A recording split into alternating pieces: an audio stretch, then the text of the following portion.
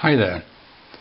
Some people have reacted to my Zirkuluak system and suggested that they can see where I'm going with this, but for them they have a problem because they have 24-hour lifestyles, and the fact that I have blocked out the areas where normally I don't have any activities means that they can't really use the system. And so I've been thinking about ways of making the system work for people who have a 24-hour lifestyle. In other words, covering all 24 hours of the day. Now, I make this difficult for myself because if you want to cover 24 hours, you've got basically two ways to go. You can either have two clock faces, or you can go for a spiral, which so many systems do. Now, there's a reason that I don't want to go for either. Two reasons. The first reason is when you're working with two clock faces and you're colouring in an activity that is going to go to bridge this 12 o'clock system, it's awkward. It's not obvious that when you get to 12 you have to stop, move across to the next clock face and go further, and that makes it, in my eyes, awkward. So I want to make sure that there's an absolute clear distinction between 12 o'clock here and continuing 12 o'clock here. And the reason that I don't like spirals is because by their very nature each block in the spiral has a different size.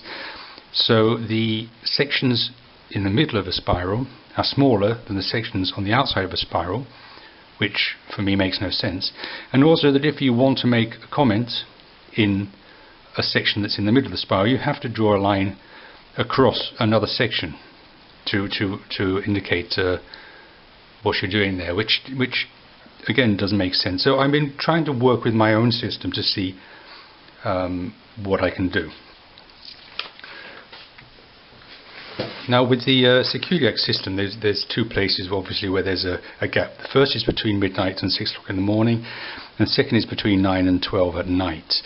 Now, this section I'm happy to fill up. I don't see a real problem filling that up. So I redesigned it so that that section is now filled. What I did notice though is when I got to 12, I then had hesitated about where I had to continue. Although it's a very slight hesitation, so I decided to make it obvious that the red here continues here. So I coloured it in here red just to show that at this point you stop and at this point you carry on. So this fills the 3 hours here. Now, what I don't want to do is put a semicircle here to complete this, because then all I have is two clock faces, and I then don't have this very obvious point where I have to stop here and continue here. So what I tried to do is find a way where I can have this extra 6 hours, but not as part of this design. This was one of the first ways of doing it. I've grayed this obviously because it's the early hours of the morning when it's less likely to have to be of impact for me, and I didn't want it to have to be dominant in the diagram. For me, this works because I have a mind that serial processes. I like to go from step to step to step. So I'm happy to do this 1 to 6 in the morning, 6 to 12 in the morning, and then in the afternoon. So for me, if I was ever to need this, which I don't generally, then this would work for me. But I can understand for other people it might not have the same. It might work in the same way, might not have the same impact. So I thought maybe I could try it this way, by simply pulling the semicircle here, but pushing it down so that when you get to the 12, you know that this is the end point and you have to move across. I grade it out slightly so that it doesn't have the same weight as the other half.